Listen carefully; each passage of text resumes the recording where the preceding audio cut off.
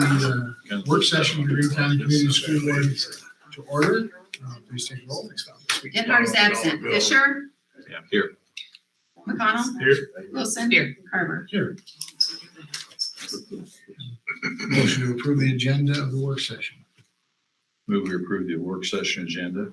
Second. Moved and seconded. Please call roll. McConnell? Aye. Wilson? Aye. Fisher? Aye. Carver? Aye. Okay, we'll jump right into the most difficult, maybe. Graduation requirements. At the present time, we have two different sets of graduation requirements. We've got a regular diploma of 58 credits, and we've got a basic diploma of 42 credits. Under the current system, a student can apply for the basic diploma, and the committee looks at that and can approve the basic diploma. But and I've gotten away is the wrong term, but we've kind of operated under that. But in terms of Department of Education, we need to have one diploma. Every kid that comes to school, when they walk in the first day, needs to know what target they're shooting for. It shouldn't be something that a committee, has something to decide what they're shooting for or not. So we need to work towards getting one number, one diploma. It's extremely challenging to do that from the standpoint of, I've talked to some staff. You don't want the number too low because then the feeling is, it's too easy, or students are going to graduate in the junior year, or we're going to have half our kids graduate early. But at the same time, the number can't be such that, we can't get everybody to that number. So that's just general discussion I want to have. It's on the agenda as well in the regular meeting. I don't believe, originally I was going to look at having the first reading. I don't believe that I'm prepared for that. I'd like to have more of a discussion, and I don't want to, in essence, rush to judgment on anything and put something together. It's probably something as well that a new board should have some say in as well. But I want to start the discussion right now in terms of, what that number is, what further supports do we need to put in place to help bring, students up, what the whole thing looks like. So I'm going to throw it out a little bit. Kyle, you're here to maybe express some concerns, questions, thoughts. Pretty much the core requirements, the math and social studies, financial literacy, speech, all those have been the same on both diplomas. I think, Doc has been voting on the basics, so he's seen the ones that have come in and everything. So, I guess my thoughts with it is, and it's my thoughts, it's not the all the teachers' thoughts, is that we've extended the day. They come to school earlier than what they used to. If they stay later, the argument that I hear is that because kids can earn so many more credits, we should require them to have more. And I don't think that's a really good thing to do to kids. Because you can work harder, you can work longer hours, that you should have a target even higher. I'm not really big on that one.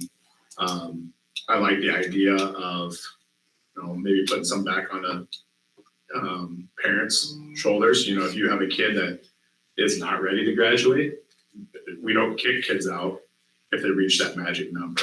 They go, and a lot of our kids do. A lot of our kids go into 60s. We're not going to kick them out, and they can't earn any more credits. But we do have some kids that they're falling short. We've had some kids that have had 56, 57 credits and not graduate, that last year. So, which is unfortunate. We require more credits than almost any school out there. I don't know. I can't find one. I think even Glen Ralston is now less than us. So I can't find a school that requires as much as we do. Again, just to put that in perspective, right now we're operating under trimesters, that there's opportunity to get 6 credits. Well, there's 6 classes. Again, you're taking PE in there as well. So for somebody to say you're going to get 18 credits is probably unrealistic. But theoretically, the kid 15 credits. could get 15 or 16 per year if they wanted to. Per year. trimester. Per year. Oh, okay, yeah, I see what you're saying. You know, it would be relatively easy to get 5 credits per trimester, so Yeah, 15 yeah. for the year, which becomes 60 credits. We have 5 class times? or We have 6. We have So 6. if you really wanted to load up, you could. Yeah, you could take Well, 6. we are supposed to take PE. I mean, I know people say Right. usually 6, but we are supposed to take PE and it's a half a credit. Does seminar take Right. up one of those 6 though, every day? So it's 7 technically, and then they, Yeah. right. But they did not get credit for the. No, I know. So, And I guess to add to what he said, I've looked at these and I've always kind of wondered, are we doing this because we need to have our graduation rate high? Are we doing these kids a service? And then I always took as many credits as I could, whether I was in college or in high school. So there's tremendous opportunity to learn, but certainly every kid doesn't look at it that way. Right. We're providing the basics. How much more do we have to have than that? And you know, we're trying to do with the Career Academy and some of those pathways to figure out other experiences that we can give credit to get these people there. But the state's going to require these big core Yeah. courses, so we got to fulfill at least that. I don't know what the magic number is. I think, I mean, I see some early graduations because they want to get on with life and get to college, and I say, you know, enjoy your last year in high school and take some credits that are cheaper than paying tuition for them, because we've got that opportunity for them. So I hate to see people graduate early and miss out on the high school experience because it only happens once in your life. I have some questions. What was our graduation rate last year? You know, High 90s. I don't think Honestly, you can use 95. last year with COVID. I think that people passed even if whatever their grade was. they got. I would like to see more statistics, like how many didn't graduate last year because they didn't have enough credits? Or are they just, Would you want it specified with like including basic? I mean, sure, basic seems to be sure. about 8 students a year, somewhere around. And there. it seemed like we had a huge amount of kids apply for early graduation. I don't think all of them ended up doing it, but my concern is Some what of them you, apply when they're sophomores. right. So Yeah. Do we want kids graduating as juniors and then not experiencing the academy? Are we going to lose out on kids going to the academy? And a couple of things that we, I know Mr. Christensen and I experienced last year. We had some apprenticeships with local. It was a pretty good. It was good eye opening for some of our students. We've had some students get in and say, "Yep, this is what I want to do," and we had some students say, "Nope, this is not for me." I love the opportunity when you're 17 and 18 to decide, I don't know what I want to do with my life, but I definitely don't want to do that. Is a wonderful thing. And so, you know, kind of going off of Doc Carver, you want to take college classes, good. You want to work a bunch, good. You don't know what you want to do with your life, good. Take some electives, take bakery, take a lot of different things. And I want us to be able to have that opportunity to do all those different things. But then we do have some students that say, you know what, you know, I was friends with a whole bunch of upperclassmen, they're all gone. I'm out. I don't fit in here anymore. I want to move on, just like they moved on. We've had some of those. I don't like the idea of kids having to work to pay bills. But the reality of it is that we do have some that are doing that too. But do we have a work program now where they can get credit for that? I think we got a couple of them. but some of those basic requirements are real problematic for some kids. They don't get it.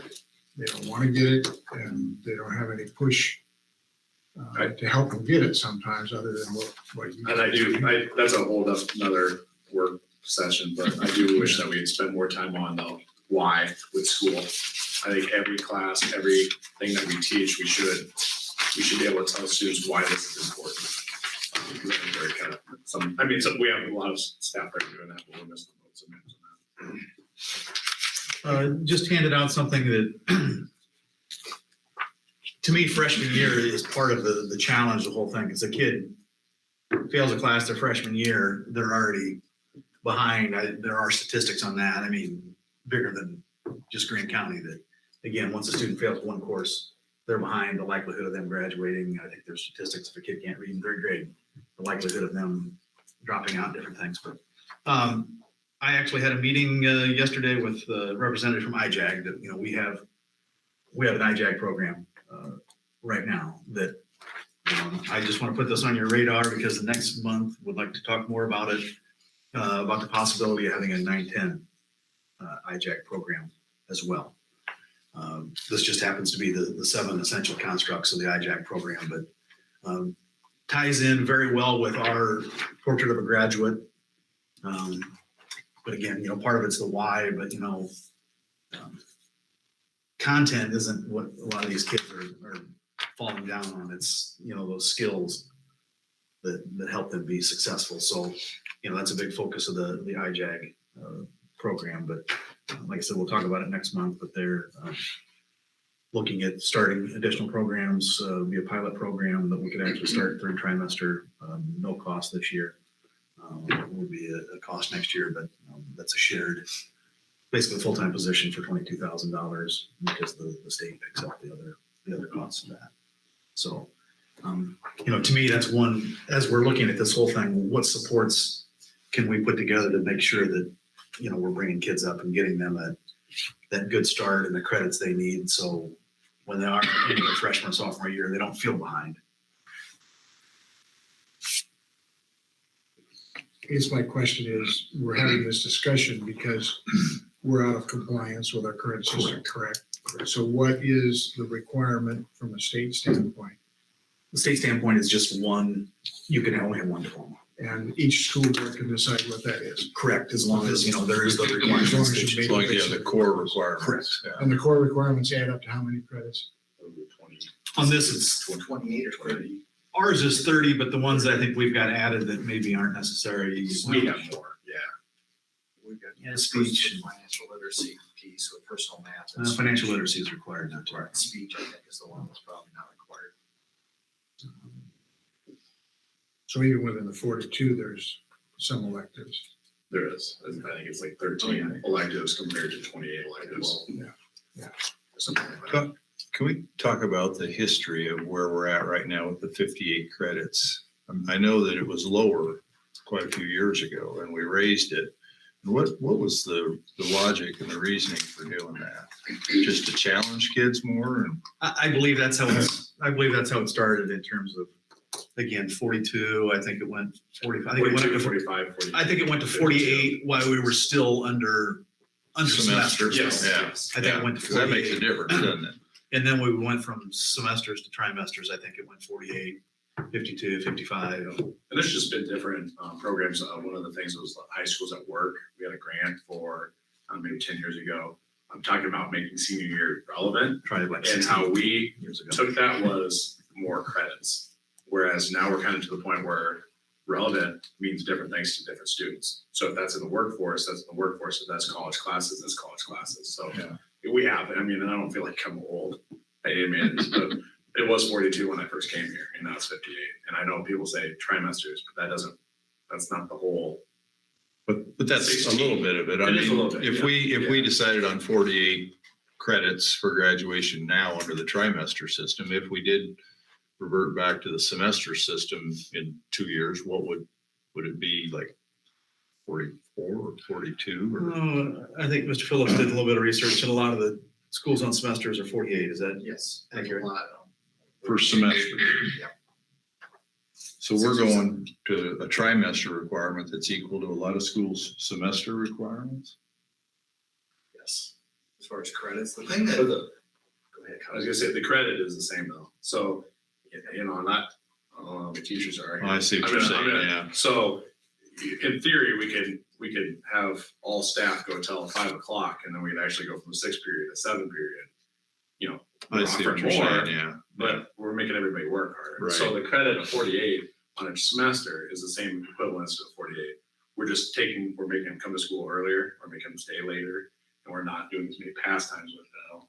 Sure, those would like us to continue, so it's less time to get in trouble. So So you're spending longer Lower longer days. You have an hour class instead of a 45 minute. Yeah, class. yeah, and then we don't have as many passing times, and you wouldn't think that 3 times of 4 minutes, I mean, 12 minutes a day would make a big difference, but over the span of the whole year, it's a lot of the instructional time that's gained by not having them walk around. What's the rest of the staff? I mean, I assume you've talked to Mrs. Sandberg and some of the other people. I mean, is there a feeling that we need to be looking at, Like a lot of issues in society today. I'm not saying it's a 50-50 split, but there's a lot of split in terms of, There's a lot of good discussion. Yeah. There is. There's a lot of I mean, you positives guys and are a the- lot of negatives. yeah, you're the ones that work with this every day and are, trained in this, and I guess. I think some the cons to it is the idea of lowering standards. Yeah. I like excellence. Let's expect excellence. I like that. And me as wearing my parent hat, that 58 is going to be where that's going to be my kid. I mean, we're going to shoot for that. Yeah. There's some that worry about numbers of kids in the class. Kids sometimes will take the easy route out, and will that mean that, instead of having 58, do my numbers drop in my class? Does that put my job at risk? That's a valid concern. Yeah. I don't think there's a class out there that's not important. I think any kid can learn from any of those classes. We got a lot of great classes. And is it going to affect the participation in a lot of the elective classes if we lower the standards? That's what the concern is. Yeah. Because again, if you're looking at right now, 42 requiring 13 electives compared to 28, kids are Yeah. required to do Take more electives. electives, yeah. Well, and if you drop it from 58 to 48, there's going to be a lot of people in the community that don't understand all these intricacies of what we're talking about there and say, oh, Greene County's lowering their standards, I mean, it just doesn't appear well. I'm not saying that's right or wrong, Right. but it doesn't. to me, when you're looking at a number though, I hate number to begin with, it's what do we want our kids to, that's what I look at the portrait of graduate a lot, what do we want our kids to know and be able to do when they get out?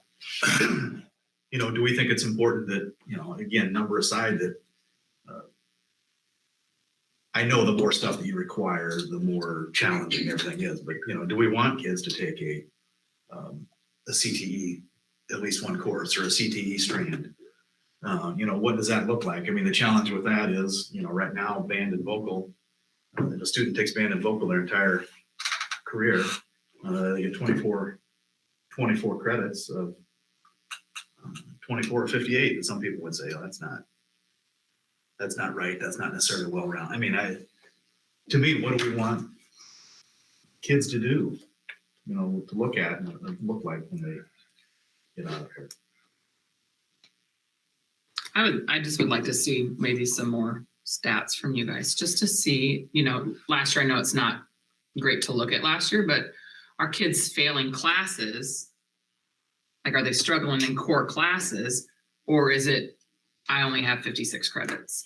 And then my concern is I don't want to see us lower our standard. I think it's important to keep it. So how do we, as a school district, do a better job at making sure every kid, as a freshman, knows they can make whatever number we decide? I'm not saying we can. I just would really like to. Yeah, and I would caution, if you end up going down to 48, we're still going to have dropouts. We're going to still have kids that are not going to make it. Some of the cores are what trips people up. We have a lot of kids that go into construction or bakery and doing the hands-on stuff and excel and put them back into English class, and they may fail the same class 2 or 3 times. Right. And that's the class that's tripping them up and not graduating. So even lowering it down to 48, it should affect graduation rate, but not as much as what we would hope. There's still going to be, as you talk about, the supports need to be put in place, whether it's 58 or 48. Right. When a student receives a basic diploma, 42 credits, how does that affect? There's a notation of that on their transcript, I assume. That they got a basic diploma and not a full diploma. Right. But if you're going to a community school, do they look at one? And we, in Iowa State, will be fine with it if you're going through chemistry, you're going through. You got the core the things. stuff that they want. Yeah. But we have kids that graduate with a 58, they can't get in Iowa. So military wise, same thing. So we haven't run into that, but we don't have many kids that are doing the basic that wanted to go right to Iowa or I Harvard. guess my follow-up was, how does that affect them and their ability to, to gain employment or go to school? You've kind of answered some of that, but is it a stigma on them to just show on their transcript a basic diploma? I haven't seen it. And I know that maybe in the past, way past, maybe even before my time, it used to be alternative diploma. And that was where the basic kind of came from. And I think there might have been an asterisk on the brochure, on the program at graduation. And we don't do this. So nobody besides the person knows it. And we've never run across. I don't know how long we've had the basic.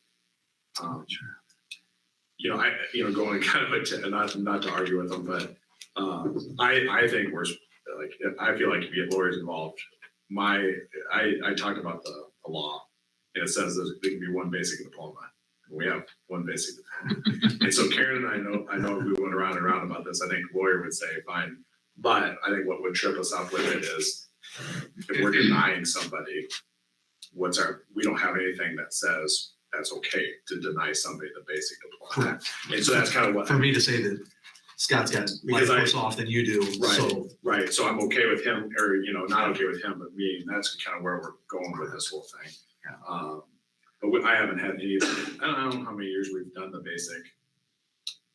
6 maybe, and I've never had anybody come back and say, punch me in the nose for it. So if we go to a 48 credit diploma as our one standard, Baseline. yeah, the kid that maybe, has a harder time in high school that might have received a 42 credit diploma isn't going to get a diploma then. If he's got 42 to 47 credits, he's not going to get a diploma where he would have before. Okay, that's going to affect that kid. It might. And we may have to do a little bit better job of, we talked about the work for credit. We have programs. We've got a couple of them. And I know we have kids that are working. We have a lot of kids working right now, jobs. But I don't think most of them are earning credit for it. They just aren't in the class. Do you know how many credits you get for that? What? Do you know how many credits you get? I think it needs to be established here because I kind of told that they can do it. In one of the programs, you put in this many hours, you can get this many. It's unlimited amount of credit. So, and we've got some kids that are working close to full time, outside of school, which is tough. I don't feel like our kids are. Maybe everybody will argue with me, but I don't feel like they're that overly lazier than what they were 10 years ago, 25 years ago, or when Kathy and I were in school. Their priorities are different. Priorities are different. Yeah. And that's another thing that we need to challenge is from board all the way down about why, and I always look at it, I've always been a big, strong supporter of education. I think that's power. I think you can learn so much different things, but even myself sometimes wonder why, if, right now there's some jobs, and I know this is a temporary thing, but we got some jobs for people that'll drop out for college that'll pay more than college degrees right now. So around, and I'm not saying it's going to be like that forever, but why is this so important? And that's a whole nother work session. So I'll save that one for a different day. You got 2 more work sessions. Yeah. Yeah. But I'm not saying it's not important. I think it's incredible. And my senior year, I don't even know how many credits we needed to graduate. I think it was like 42. Okay, I don't know, but I just knew that I had to go 4 years. So my senior year dropped. I was in all AP classes, dropped them all, and introduced myself to the shop. Yep. Dan Bennett still has nightmares, but it was a wonderful experience for me because now I feel comfortable with some of the stuff around house that I might not have had before then. Right. So. I said more comfortable. I'm not saying I'm just saying more comfortable. But yeah, What about the honors? We could We're still gonna do away with No, that, continue to do that. And how does that, I don't quite know how that works now. It's just that we can recognize. Yeah, you can still go above and beyond and recognize and do all those things. It's not, And how many credits is for that? And you don't right have, now it's 66, okay.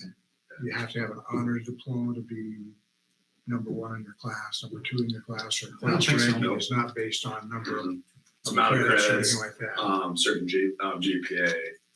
You do have to take some upper level. I think there might be some college classes. So it's a whole list of things, but you can still shoot for that. But we're just talking about what's the baseline, the bare minimum that our students can do. If we lower the baseline though, would we address the honors baseline or honors level too then, or? I don't think you'd have to. I mean, it just depends on what you consider to be honors. And I don't know how many people are actually graduating with honors. The one thing I would say, I don't know how many employers are asking somebody to bring their diploma to see it. It's just something honors As probably far put as on whether your it's a resume, basic really. or- Correct. Yeah, I don't think anybody's, as Yeah. long as they say they're a high school graduate. Is this a new ruling by the Department of Ed then, or is this something that we've just kind of? I'd say something we've kind of skirted. Yeah, it's been there. So, I mean, before, it was there in place before we even. What would happen basic. if we continued to skirt it? So I have to upload the policy this year with my desk audit, so we'll be issued non-compliance and have to create a plan to fix it. So that's a no, right? Which is what we're addressing now. Yeah. So, When do you have to have that? So in other words. When When do you have it's that a at the no-no. end? The desk audit is due by December 9th, or December 15th. I mean, But over the course of the year, if you do the If you're same not- non-compliance 2 years in a row is when they're not happy with you. Right. I mean, all they'll say is this policy is non-compliant, Right. you need to have a plan, so, because you don't want to rush it. Yeah, I don't think we want. But what you're saying, Kyle and Tim, I guess, is that if we did go to the 48 and then went to semesters, that really shouldn't make a difference in, would we have to readdress possibly then where we're at, or, and do we want to drop it 10 points? I mean, I know that's kind of in the middle of where we're at on both of them, but I agree with Catherine, we don't want the perception that we're lowering standards, even though we're gonna be. Again, I think that's a lot more discussion. Yeah. And maybe if you could even, this is a lot of work on you, Kyle, but somebody That was- bring in a 4-year schedule of what that looks like too. It'd be nice to be able to look at a schedule and say, this is what they had to take to get to 58 versus the 48. Right. You know what I'm saying? Like, Yeah. I want to be able to look at and see that they're still taking electives and they can still take band, they can still take choir. Yeah, and are some of the teachers that teach electives, does this make them a little insecure about their It does. positions and their, I I mean, get that. yeah. And their opportunities. Again, one thing I look at, like I said, that to me is a part of this whole discussion, should freshmen maybe only take 4 credits each trimester and have 2 study halls or whatever it may be to ensure that they are successfully passing all those classes. And then they have 12 credits by the time they're done as a freshman. Again, I know not everybody liked that idea either, but we've really got to address to make sure that every single person gets off to a good start. Because if you don't get off to a good start, like I said, Is that an issue now with freshmen, do you feel like? it is yes. Generally? Yeah, I would. If you dig yourself a hole, I mean, let's say you failed like 2 classes your freshman year, you've got to retake those whole classes. And again, if no supports or whatever, you're going to put them in a whole load plus those 2 classes. So I'm thinking one sophomore right now is in 5 cores, and then another class, and he's failing. Yeah. I mean, he was failing when he had 4 cores. Just get Study further hall. behind, yeah. Yeah, and we can't, now it's to the point where, hey, let's make sure he's got a success center, so he's got somebody there. Okay, let's do this assignment, and putting some of those supports in place, but he's also behind. Like, do you continue to keep him behind, by taking him out of another core class and putting him in the success center, which he doesn't get any credit for, or do you let him try to to do it on his own and get caught back up. But once they get in a hole, it's tough. And we're exploring stuff with credit completion, credit recovery. Teachers are really good, doing really well with that. So, you know, if we have a kid that fails with a 58%, you know, what do they, instead of really taking the whole class again, what did they not understand the first time? And can we get them in summer school? Can we get them, you know, second trimester, you know, to do a couple more things to get to that point? And I would assume a student that gets in the hole his freshman year and is struggling to climb out of that hole is probably a student that's less likely to stick out the pole. Oh yeah. Very rarely do they, you know, I think the old school way would have been, you know, repeat the same class and have the kid just, you know, buckle down and try harder. I haven't seen that kid for a long time. Yeah. You know, I've always said about, especially the high school, and I've had 2 kids and working 1 through 2. I've never had a teacher there not do their best to make sure that that kid graduates. So, it's, I mean, I wish and we had, pass the class. They'll do everything they can to make Yes. sure. I wish we had this environment with the staff, you know, back so many years, because I think they'll go above and beyond. Yeah, they do. Incredible. They don't want the kid to fail. Oftentimes they want the kid to fail less than the kid. The kid's okay with it, and the teacher's the one who wasn't sleep about it. Right. The electives that are available, are they weighted towards college prep versus vocational? Are they balanced? I guess that's we have a kid that really doesn't need to go to college, and we recognize that early on. Do we have the offerings of electives that would interest him and carry him towards his vocation? I would think with the Career Academy, we're going to add Yeah, additional. I just Yeah. maybe would ask you to look at that to see whether we are balanced. you know, I I think some of those kids don't even know, like, you know, if they're in the like welding, they don't feel like it's college. You know, I mean, you know, it's a different teacher than they're used to. I know of one individual student that, you know, doing some of the vocational stuff, the sponsor, the person, you know, was able to put a little pressure on, you got to go to class and pass English too. You can't come here and do this, you know, And someone- if you're not doing classroom work. Going back to Dan, you know, Dan Bennis, back in the day, him and I would talk about, I always felt like the building the house was an at-risk program. I mean, you get kids, and I'll take kids from the middle school to the high school and say, you know, you can go build a house. And that's school. And it just blows their mind that that's an actual, like, they just think of science and math and everything. Some of the times getting kids out on hands, and so I don't, you know, we can't get away from all electives, but some of those programs Well, you, keep kids coming to school. they finally figure out some of the geometry equations. Some people why they're learn practical. better. I mean, well, Yeah. you figure out how to do stairs. Yeah. Stairs, you know, Yeah. that's complex geometry. Yeah. Or a lot of lumber wasted. Either way. You know, my youngest son did mostly college prep stuff, but he took one of Dan Ben's courses, and where is he at now? He's in the building industry. Yeah. Had he not done that, I don't know where. Yeah, absolutely. And we've got some kids that took bakery as an elective that said, "My gosh, this is what I want to do." You know, so we've had that, and that should be part of the exploring the different things. And we do have a lot of kids that say, "I don't know," which is okay.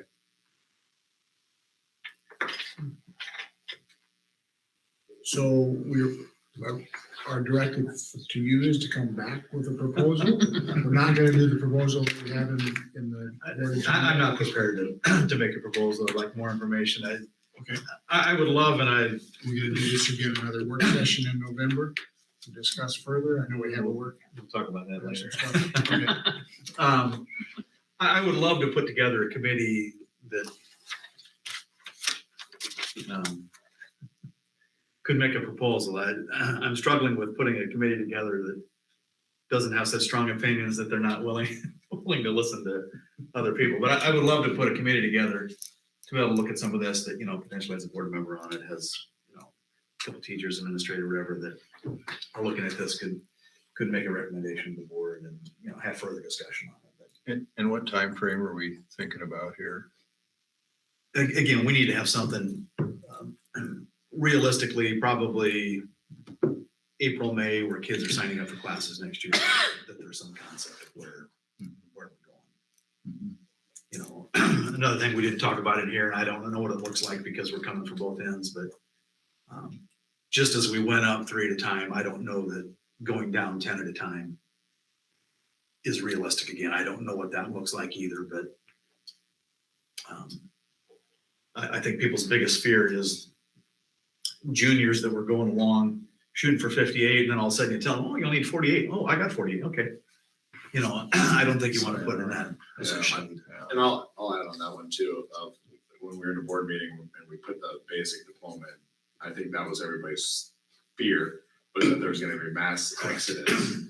And you've seen, you know, how many we have it every year. I mean, technically every kid can apply for the basic now, but we only have 8. So, you know, I guess I don't see kids running out of the, you know. Correct. There's always. So you still have to assume the requirement that has to be completed. State Yes. probably You have to wouldn't have at like it least either. two terms of that, right, with government. For government, they can start taking that as a junior. So, The state probably wouldn't like it if we made it retroactive, or not retroactive, but if we said, okay, incoming freshmen, here's what the new requirement is or whatever, and leave it the same for, I mean, they probably, sounds like they want something rectified now. So the policy would have to be Yeah, what the target is, yeah. right. I kind of like that idea of perhaps limiting what a freshman does, but at the same time, you also have some kids coming out of junior high that are ready to Yeah, that's keep their foot on the accelerator. You don't really want to back off for them, but, you know, maybe the majority of kids don't need to have a big load as a freshman until they understand what high school's all about.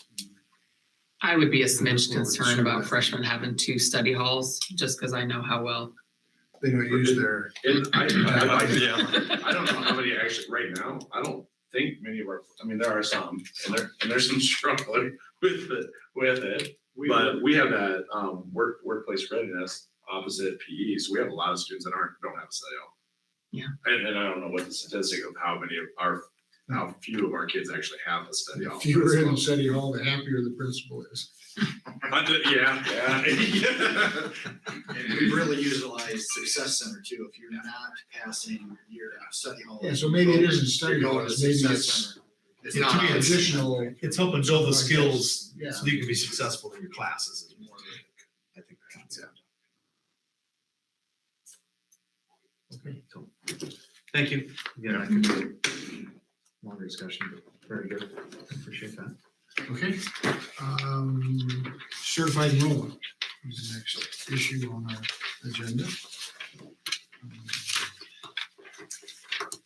And we're up a little bit. We are up 27.82 students. Again, which is good news, you know. Again, we were down 41 last year, so we're still not to the point we were 2 years ago. You know, that's the downside, but obviously being up rather than being down is a positive. Just projecting if they would do 2% student supplemental growth, next year we would look at probably a positive $200,000 more coming in than this year, which again is on the right side of, you know, that's easily eaten up my salary increases and everything, but it's better than being. Is that the number they're kind of, well, they don't know anything until they get into the. They don't know until they get session, into it, but I would hope 2 to 2.5. Yeah. So based on that, right now it would be my recommendation that we do not do the early retirement policy. With that being said, though, I would like to meet with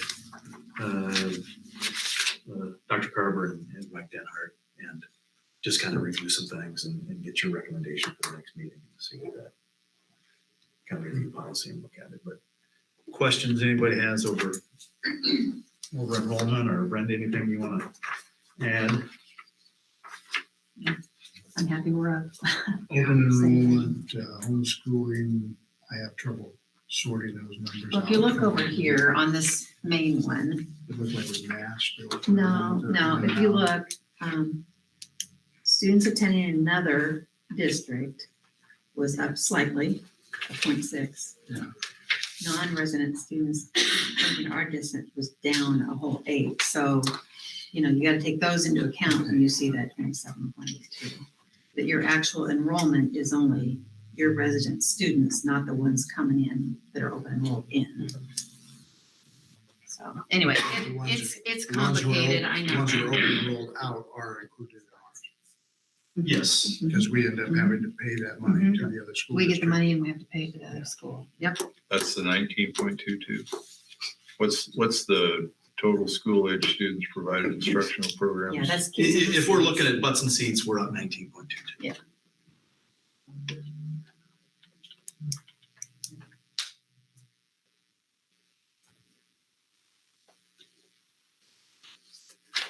What's the number that we report out? Is it the 1104 or the 1187?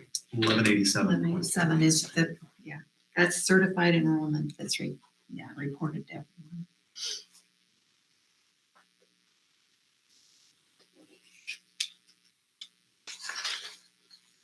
There's another good sized kindergarten class, isn't there? Yes. And those classes do go up and down a lot if you look at the individual. I see You sixth know. grade's got a bunch and then, yeah. Yeah, it's just almost every other year. I mean, not totally, but there's spikes and then there's Right. valleys. Yeah.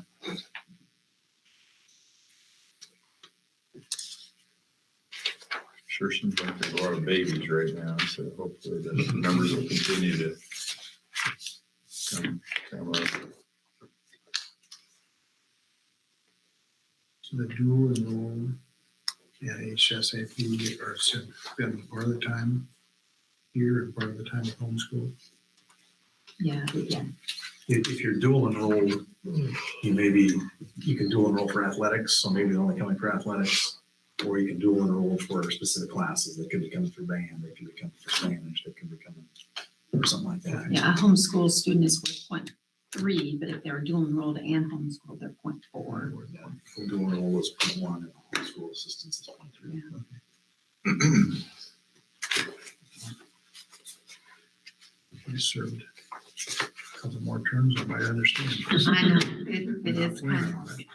it is kind of complicated, that's for sure. More than kind of, it is. Okay. That's it for that? Yep. Board convention? School board convention is 17th and 18th. Looking at stuff, I would really, again, with at least two people, and I don't say that, that sounds terrible when I say that. That's okay. With two people for sure that will be new, would love to go the first day, for sure. Because that's the new board member orientation is that day, finance classes, delegate assembly. Isn't that the day before though? That's the first day of it, yeah. Yeah, well, Friday excuse me. Wednesday. Yeah, Wednesday. And then the session is, I don't have my calendar out, is actually. It's in your, if you click on ISP convention on your agenda, Okay. all that stuff's in there, there's pages and pages of it for you to look at. So again, not knowing whether people can commit to 2 days, new people, I mean, that's the challenge, but day one to me which actually is the pre-conference. You're committed for 2 days as Yeah, the that's assembly the delegate. delegate. But, yeah, No, it's just on Wednesday. Yeah, well. but then if you want to go to the rest of it, If you want to go to the actual conference, is the second day that. And that's another thing to realize. You're paying for the convention if you go on Thursday. Anything on Wednesday, other than delegate assembly, is more on top of it. They're $95 per session. That's why we talked about, if you have to decide an either or, I mean, I'm not saying you do, but if a person couldn't be gone from work 2 days and you're new to the board, we think it would be more valuable for them to go on Wednesday. right. Yeah. I'll probably go 2 days, so. I'm assuming. I've got the packet at home, but I haven't really looked at it. Yeah, I haven't registered anybody for anything yet other than you for delegate assembly. It makes it very complicated too, that election is I until know, I'm, like 2 weeks before, so. And when do you need to know by? So you do have some, After the election now, I mean, Mm. they've kind of changed things. They don't have an early and late registration fee like they did before. the deadline is November 10th, so you have a few days to talk to whoever's elected and decide. And if you register somebody and they don't cancel, you get charged for it. Yeah. So that's why we kind of backed off and haven't done anything yet. Do they have workshops on Thursday then too? It's just those breakout sessions that. Yeah. I mean, Yeah, Thursday, there's a keynote in the morning, there's a keynote over lunch, there's a keynote at the end of the day, Yeah. and then there's some breakouts during the day that. But Wednesday is not breakouts. There's Wednesday, specific classes on Wednesday. yeah, Wednesday, All right. That's when you go to again, there's new board member orientation, there's one in the morning and one in the afternoon. School Finance 101. Yeah, there's school finance, morning and afternoon. Right, yeah. And then I ain't taking that again. the topic that they've kind of got in We're morning, gonna take two afternoon for more board members that aren't new and are probably veteran ones are division, discourse, and decision-making. Yeah. Is kind of where they think everybody's at, which is probably accurate.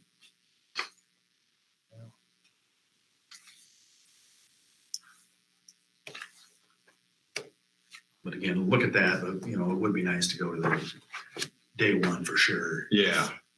If 2 days don't work out for people, it's kind And of. if we're gonna go 2 days, we get a room then? Well, I have not booked any rooms yet. I Okay. I can. I mean, I don't know that I need one. Yeah, I don't mean, I mind can, renting I one just, for- Yeah, I we kind didn't. of talked about that too. It's Um, not that far.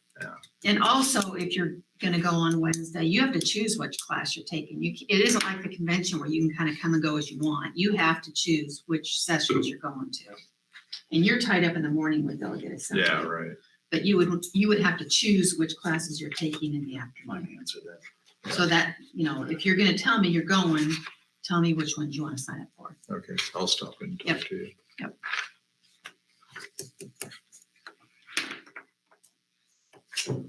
And I don't have to register everybody at once either, if you know Right. what you're doing, then I just Yeah, register. I'll just stop in. Figure it Sounds out. good. Yeah. I really haven't had time to look at it yet. It's we got 15 minutes if we want to continue. to do- You want to do some reports? Yeah, that'd be nice. Okay. So we'll do some non-action items or reports. Mr. Johnson? I have committee for 15 minutes. Well, let's see, 2 weeks ago, we did, our tailgate party. I think we ended up with about 325 people is what our guesstimate was. For that, we didn't have anybody with a liquor ticket, so. And Hy-Vee and Cattleman and Boost and Beals Orchard for helping us out with different things with that. Everybody that was there really liked it. End of the month, we're doing just during the school day thing, just a fall festival in lieu of Halloween parties and all of that. There, John Thompson and some other teachers have taken the lead on that. We got a rack ride coming in and all kinds of fun things they're looking at doing. So that'll be a good day for the kids. Just kind of moving through things right now. We're kind of in that phase I call, we're kind of on cruise control because we've been in school long enough that we aren't chopping days up and everything else. So that's really good. Monday was a good day for us. Again, thank you for providing those full days. I think we get quite a bit out of those. Julie and Audrey did a great job with math and reading curriculum stuff. And then Aaron Daniel, who is our technology person, provided some more work on that. And the clever touches, I think the teachers have really embraced the clever touches that we have in the classroom. I mean, I don't think I've gone into a classroom very often where they aren't used. I would say they're in use 90% of the time when I walk into a classroom in some form or fashion. So those are a great investment.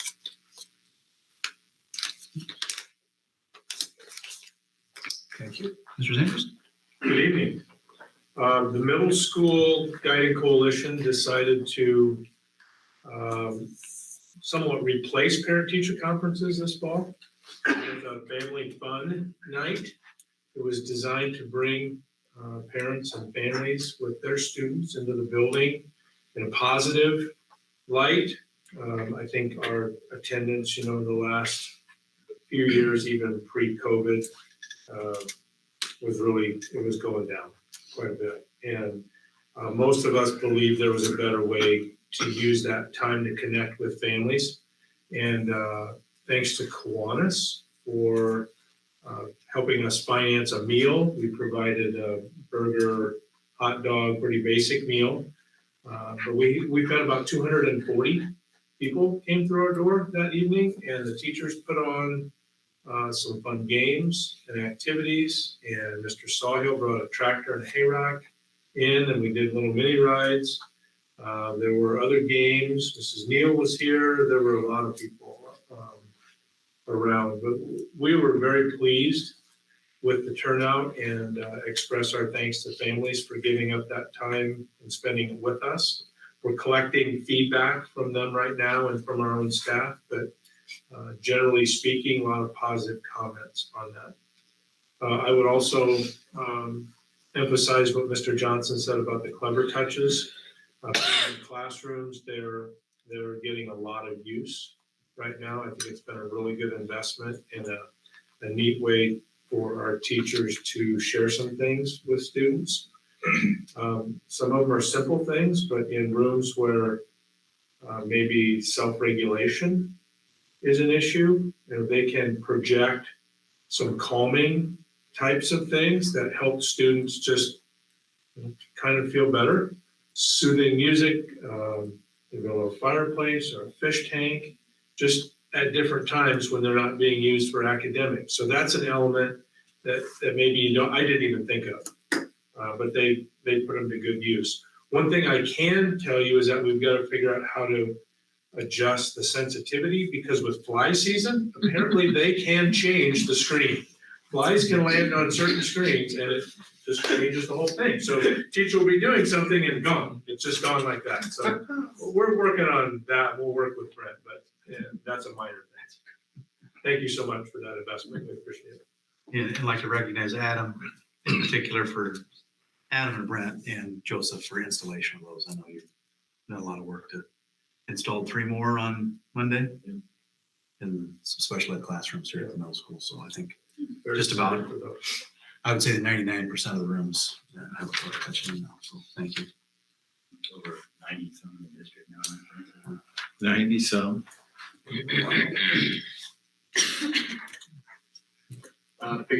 Piggyback off the technology piece, it's really neat to see the teachers, their expertise has flourished under the Clever Touch. They're really able to use it a lot more than the first year.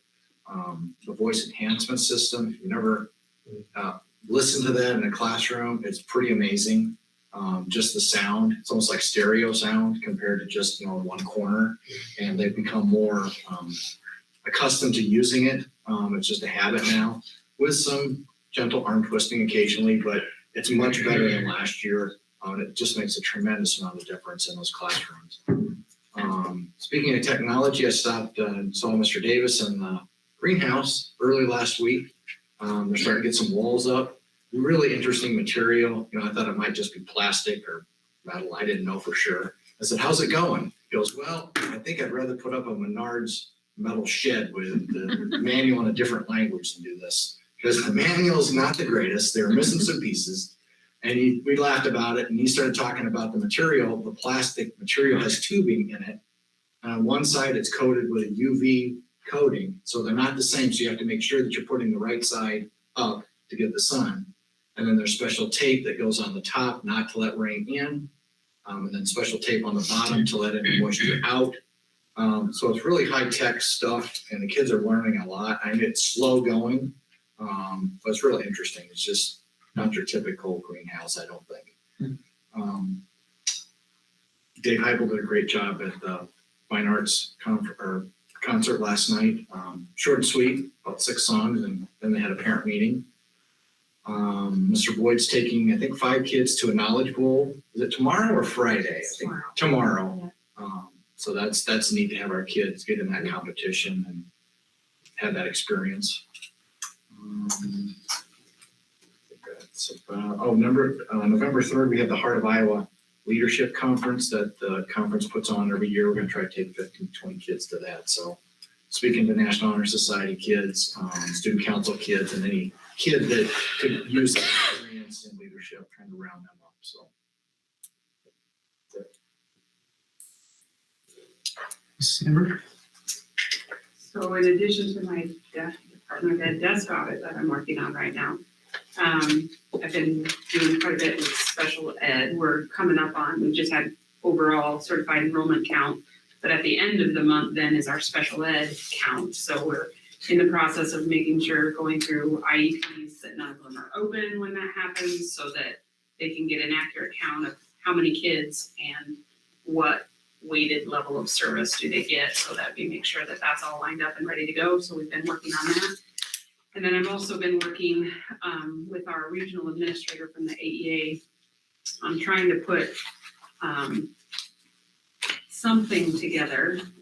The way it's in my brain right now might not be the way it ends up coming out on paper, but trying to align what happens for a student who receives special ed services across their day in gen ed instruction, in interventions that happen, and in their special ed minutes that happen, so that that's a layered approach for kids, and that it would be then a communication tool if subs are here or sub associates or whatever, that the accommodations and things that a kid needs are all spelled out there and easy to understand as we move through some staff. So I'm working on creating a tool like that, and a little bit of a time investment, but I think on the other side of it, it's going to be beneficial for our kids.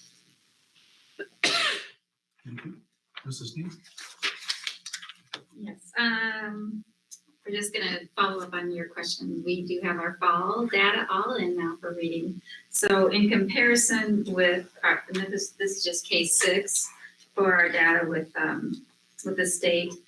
We were at 62% at benchmark for Greene County. Compared to our AEA, it was 59% to 59. That's what our average for our AEA was. And then for the state of Iowa, the Department of Ed was 63% at benchmark. So we were right in there. We're right in there. So we're getting there. We're showing growth every day. We're really targeting the interventions. We're tracking it. The teachers are doing more tracking than they probably ever have. They love their new phonics program in Scott's building, so that's going great. Doing a lot of more diagnostic at the middle school level. Gonna work with some high school special ed teachers about some diagnostics. Also this week, and just trying to target what their needs are and working with them where they're at. Also doing a lot of observations on the implementation of the new programs that we have. And I just want to do a shout out for the book fair people. We did that at his fun night, and Scott's, we had a book fair at his night. And so Jenny Fisher, Haley Ruth Larson, and I knew I was going to do that. And then Rona Challen, they just did phenomenal. The parents and the support that they got was amazing. So all that goes back in, not all, we get a percentage that goes into our classroom libraries. So our school. Thank them for all the work that they've been doing. Thank you. Mrs. Heino? In kindergarten through 8th grade, we have a new math curriculum. So every teacher that is teaching math, kindergarten through 8th grade, is doing something a little different. They are learning a lot. They're growing. They're doing a wonderful job using their clever touch. I mean, it's really fun to watch. It's a problem-based curriculum, so it's there's a little more opportunity. There's more opportunity for kids to try things without having direct instruction first. Learn a little bit, then the teacher comes back, and then they kind of talk about it. So there's a lot of conversation, math conversation happening, lots of manipulatives, things like that. So that's really what we're working on, kindergarten through 8th grade, for math. For the liaison, I wanted to just share with you some data on that from last year. We had 76% of our students that were remote last year, completely remote, come back to school here. And we have communicated with the families as much as we can for the summer. There might be 1 or 2 more here or there. As we've really looked through the kids, we found one, they were actually remote. Well, good thing we called, the sister or whatever. So, there's a few little pieces there that I guess what I'm trying to say is it may be closer to 80%, but 76 is the numbers we have. And then, I guess that we're working now really, kind of keeping track of their just of grades of kids from that were remote last year and make sure that they're, that they're back in school doing okay. And we're starting to talk a little bit about just how we can help all kids with attendance and getting them at school. So that's kind of both the worlds that I'm putting in. Questions. So the 20% are homeschooled? There were some different, well, I had 10% chose homeschool, 10% transferred to another district. So that other 20% was a variety of things. It wasn't one or the other necessarily. Mr. Gordon is in Sioux Central for volleyball tonight. Mr. Snowgreen? Busy week. Yes. Got football field paint tomorrow. Got getting ready for bus inspection. That's Monday. We're going through all that this week. Just kind of keep things running. That's good. And then install those clever touches, so appreciate that. Mr. Gersma, you want to be live. Came back in person. The stream's going, but I trust that it's going to work. Knock on wood. So I'm going to keep hyping it. Esports team got their first win 2 weeks ago. Our varsity team did. We beat Centerville, and it was a great game. They played really hard, and it's neat to see the kids win and get super jazzed about that kind of stuff. So from where we started to where we are now, just communication-wise, and just I don't know how excited and how into it they are. And these are quote unquote non-traditional athletes, you might say, the majority of them, but they're all working together really well. And it's if you haven't seen the stream or if you have time to stick your head in and watch, it's neat. It's a cool event to be a part of. Just from a communication standpoint, from a we have a captain who's helping his teammates figure out, next time let's do this and let me show you how to do it. And then from a sportsmanship side too, they're actually every round, no matter what. It's a great round. Or good job, guys. Let's get them next time. So When's the next one? next week, Thursday.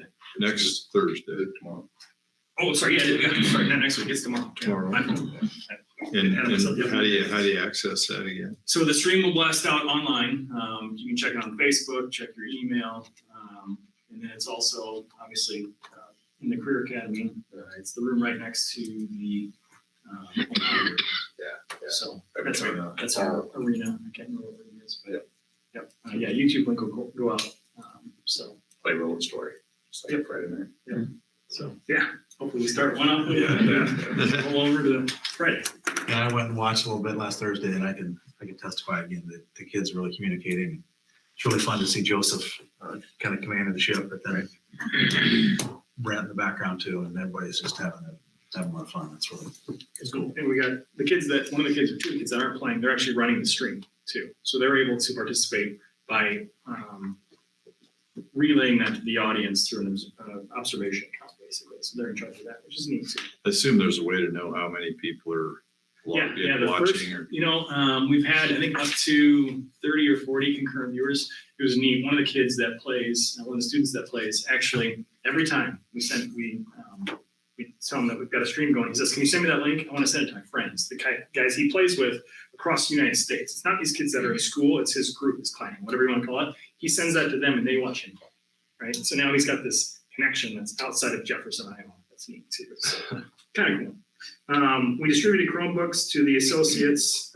So our teachers got new Chromebooks, and we still have a lot of life in the Chromebooks that you have, those right there. So we gave those to the associates. So now every associate has a 14-inch Chromebook to use with their students or in school, obviously. And then again, thanks to Adam, he helped us install 3 Clever Touches on Monday. So yeah, as Tim mentioned, we're almost 1-to-1. We've got just a few more classrooms and we'll be 1-to-1. I did a training on Clever Touches on Monday with the middle school staff, and they are creative. They're awesome. When I originally told them about it, I said, I'm going to present the technology and I need you to use the creativity on the best way to use it. And they've done it. They asked me questions that I didn't know the answers to, and they've shown me things that I didn't even realize you could do with them. So they're doing awesome. All the staff are. And I'm not just saying that, they really are. So, and as Sean mentioned, flies are a thing. We're still working through that. But they will close tabs and stuff like that. So 5 more fly swatters, I guess. Yeah. Thank you very much. Questions for me? Sounds good. That's it. Okay, we'll break for 10 minutes and back up.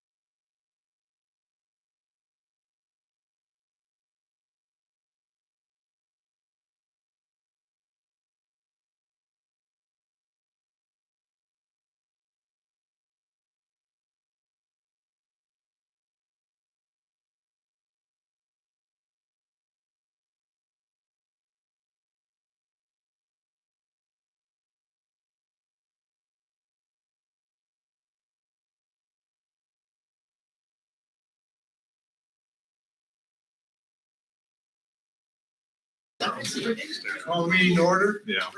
Four coming in February.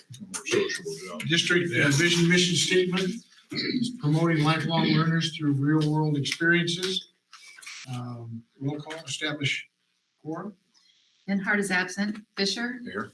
McConnell. Here. Wilson, here, Carver. Here. I have a motion to approve the agenda. I move that we approve the agenda. Second. Moved and second to approve the agenda. Please call the roll. McConnell. Aye. Fisher, Aye. Wilson. Aye. Carver. Aye. Public hearing. Do I need to read this? You need to read this? No, that's what was published in the paper. Right. Okay. Just public hearing, we're looking at, we'd like to transfer funds from homeschool program into Title I and pre-K programs, and we need to have public hearing in order to be able to do that. This is basically money that wasn't used, can't be used in that program. It's not needed, so what do you have to use? And one thing I want people to know, we're looking at, this is accumulated over the course of 15 years. I mean, this isn't 1 year. And in addition, I would even say that it's accumulated over the course of 18 years, because the first 3 years, homeschool assistance was actually at 0.6. They've since changed it to 0.3. So, like I said, it's a lot of years. What's the amount? We're looking at, would like to transfer 75,000 funds.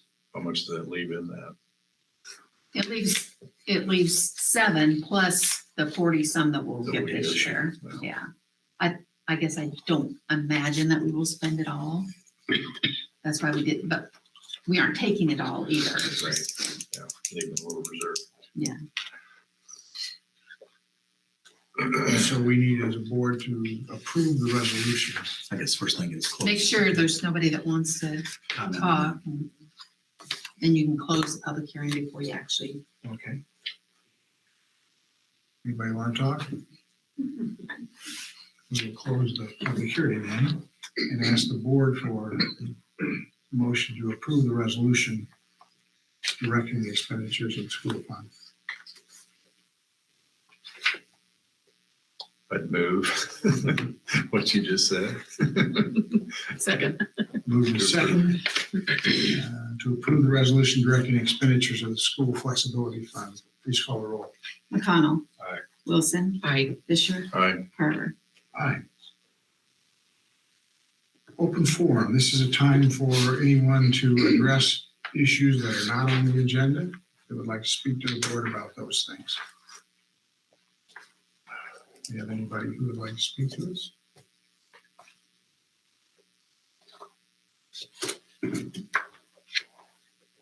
Nobody there. Consent items. Minutes, bills, financial reports, hirings, resignations, and contract changes. Questions? Anybody? I move to approve the consent items. Second. Moved and seconded to approve the consent items. Please call the roll. McConnell. Aye. Wilson. Aye. Fisher. Aye. Carver. Aye. No old business, correct? Correct. Reports and correspondence, we've gotten through all of those reports. I believe so. Okay. Early graduation requests. Several early graduation requests. And again, we recommend approval of those pending meeting the requirements.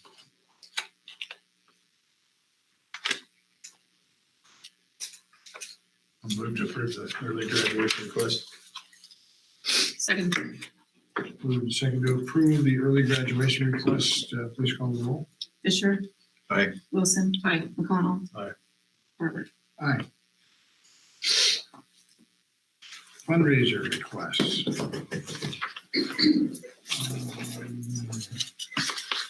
We've got one sheet that kind of has all of them on. Questions?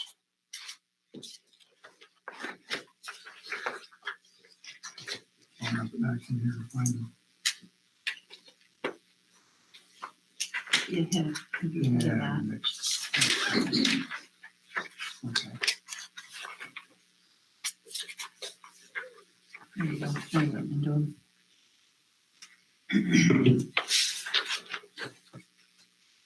You didn't do the addresses. I don't remember that. Do all these together or? Yeah, you can do them together unless there's one you don't like. So I'll move that we approve the fundraiser requests. Second. Second, moved and second to approve the fundraiser request, please call the roll. McConnell. Fisher. Aye. Wilson. Aye. Carver. Aye. Have one change order for the middle school construction. Yeah, one change order, I misspoke in August. The one I explained in August was actually, we added insulation to some of the equipment here at the middle school. This change order, again, there was about $10,000 worth of work that needed to be done to fix something that needed to be fixed. It was not determined to be something that we needed to cover. It was three ways between IMEG, Henkel, and ACI, I believe. But this change order would be us covering IMEG's portion of that in exchange for them to, they oversaw the 3 units that we put in this with the federal funds. They're overseeing that, the commissioning and everything of that. So again, it's us picking up that a little over $2,000 change order on that. So it's kind of a trade there.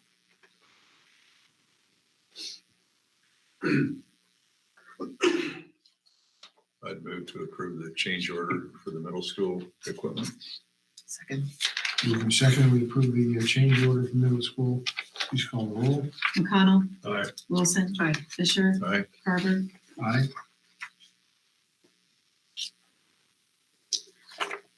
So we're not gonna do the first reading of the mayor's board policy, we're gonna bring that back later, correct? Correct. And I don't know if everybody's got any more vision or insight. So yeah, we will continue to discuss that. Continue that discussion, bring it back later. Yes. So then we have several board policies review, and I didn't find any changes, is that I correct? did not see any changes either.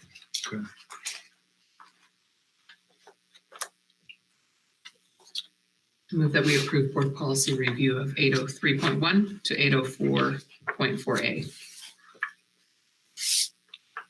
Second. Second. We have a second.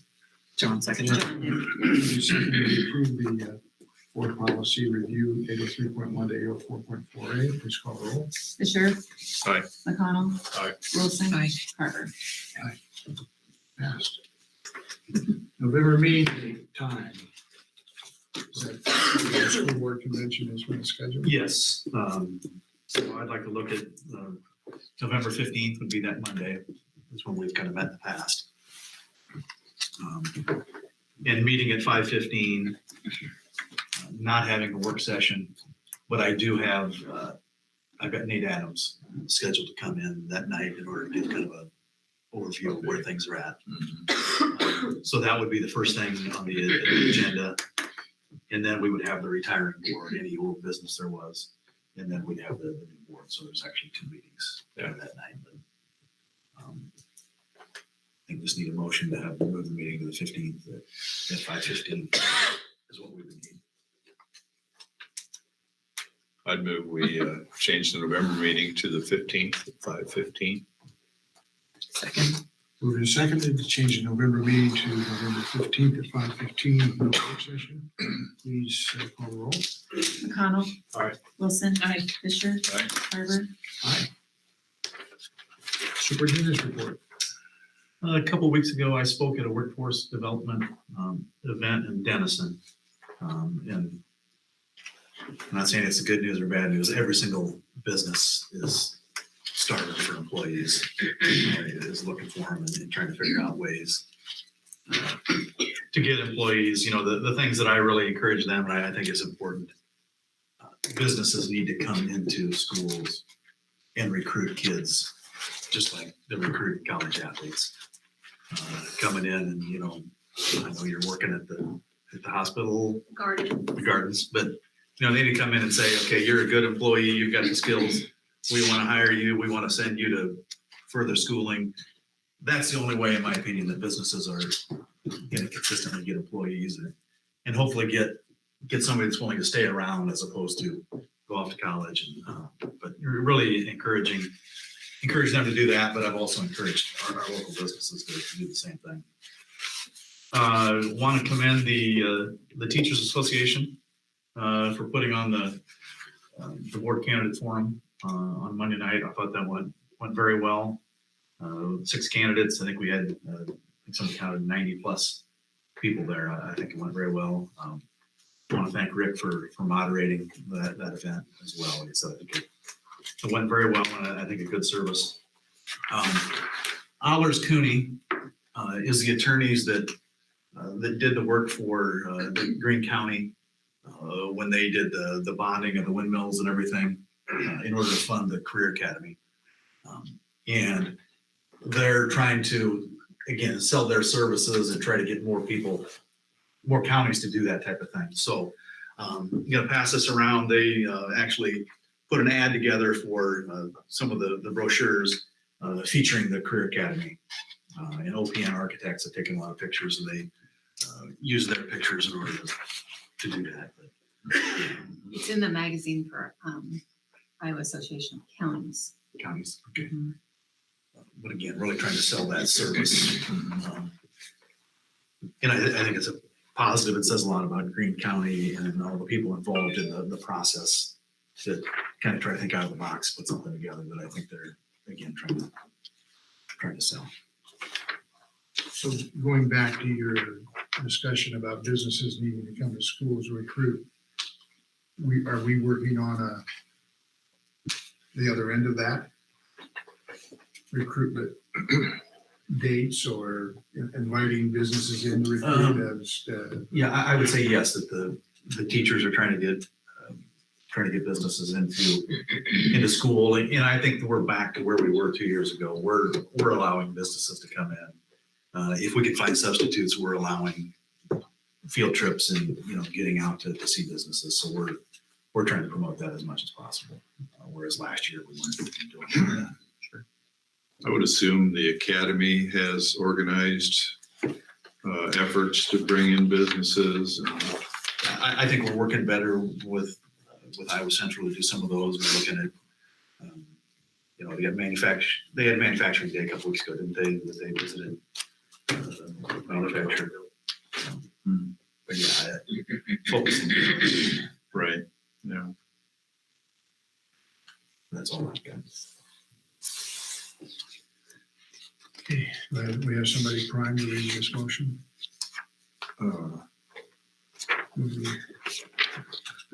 Sound like you. It doesn't matter. I move that we hold a closed session as provided in Iowa Code 21.5 LI of the open meeting law to evaluate the professional competency of an individual whose performance is being considered to prevent needless and irreparable injury to that individual's reputation, as that individual has requested a closed session.